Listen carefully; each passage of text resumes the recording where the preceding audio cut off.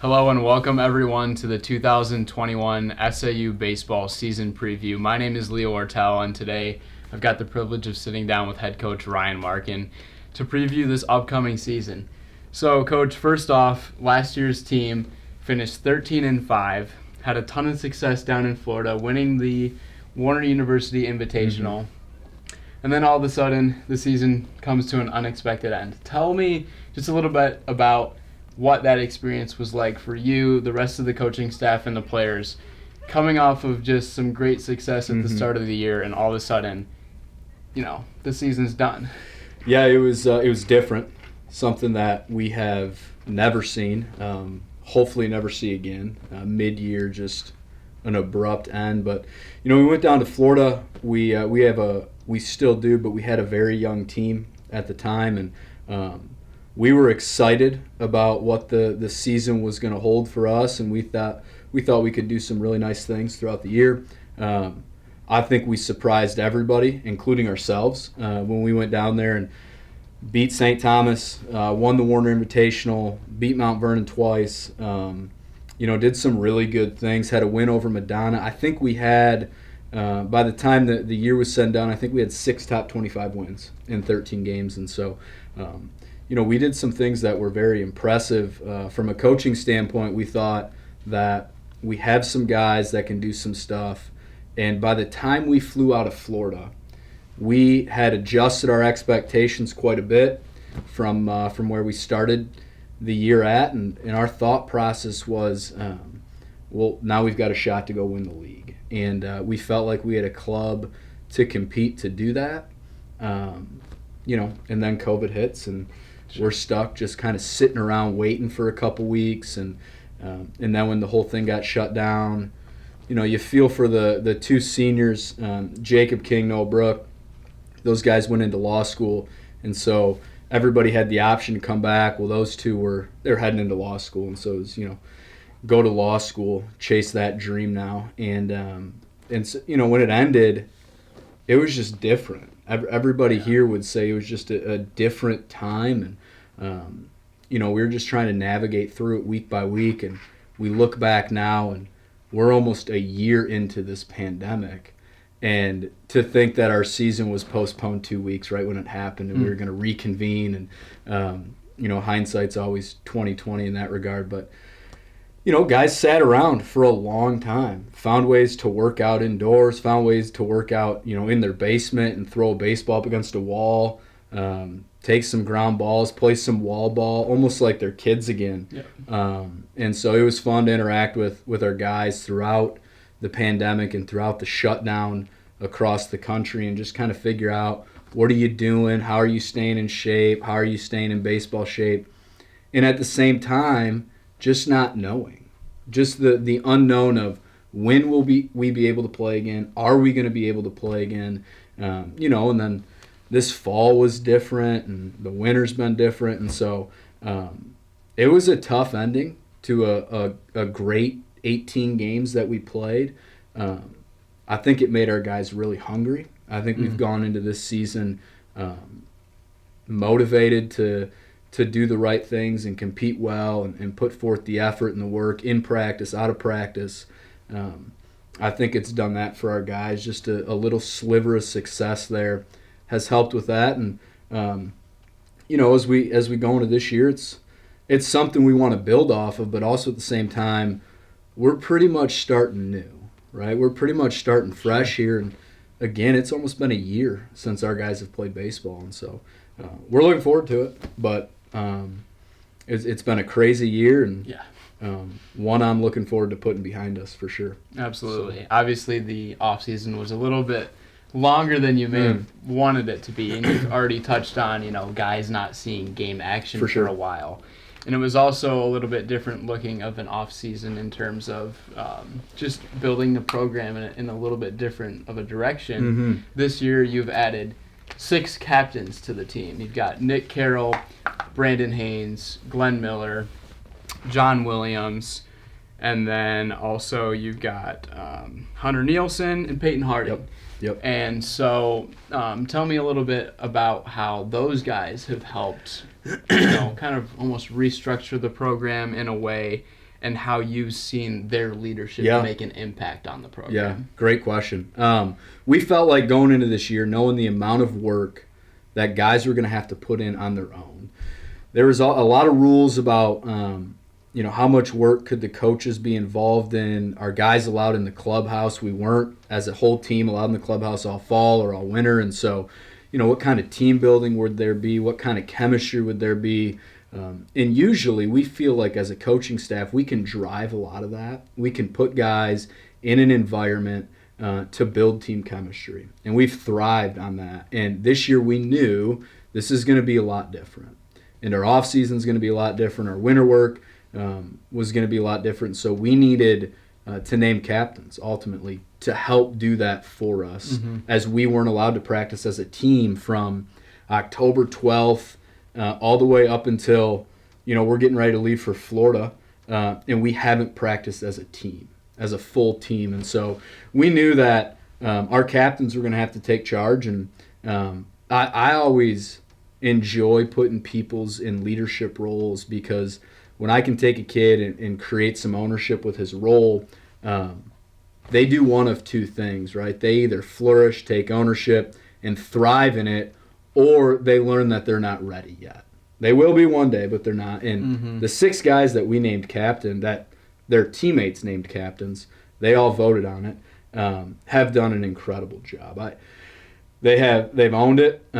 They've worked really hard with our team. We've got 42 guys in here, and that's a lot of bodies. And we don't have enough eyes as a coaching staff, especially when we're not allowed to be here daily and hourly and work with our guys and do that stuff. And so those 6 guys have dominated that area and have cultivated a great team chemistry amongst our squad. And as we get ready to go to Florida, I feel like we are better prepared right now because of those 6 captains than we have been in years past. And I think the level of ownership that they've taken and the level of ownership that the 42 guys in here have taken, because coaches aren't here, we can either screw around and not get better, or we can develop on our own and flourish on our own and rally around the idea of doing this thing for each other. And so I think they've done a great job with it. I'm looking forward to us going to Florida. And our captains, they report to me pretty much daily, and just get a sense of how things are going and how we're doing as a club. And again, those 6 guys have been incredible. And it is something we will do from now on moving forward. It's something I never did when I played. Yeah. And I haven't done as a coach. And I'm seeing it in effect right now, thinking, man, I should have done this a long time ago. And so love those guys, love their work rate and just the way they attack it. And it's been great. So, yeah. That's awesome. Yeah, so you've touched on the end of last season, the off season, but and even a little bit on this season too. But the first game for the team is going to be in just a couple days here against Warner University down in Florida. We were supposed to travel to Kentucky to play Brescia last weekend. Obviously that didn't happen, so it's going to look a little bit different opening up in 80-plus degree weather, hopefully. No snow on the ground. That's right. But what can Cougar baseball fans expect from this 2021 team? You mentioned that you lost a couple of guys. You have returned a few guys that may not have returned otherwise because of that extra year of eligibility. But you've also added in a pretty big freshman class as well. So what can Cougar baseball fans expect to see this season? Well, I think the first thing is when we get down to Florida, we will be able to get outside on Wednesday morning for the first time in 6 weeks. And so to see a ball flight in the air, to run down a fly ball, to field a ground ball on a natural surface, all these things are stuff that we haven't done in months. And so my expectation of our trip to Florida is probably much different than my expectation of the whole season, if that makes sense. And so usually when we go down to Florida, we've played 8 to 10 games. This year we haven't.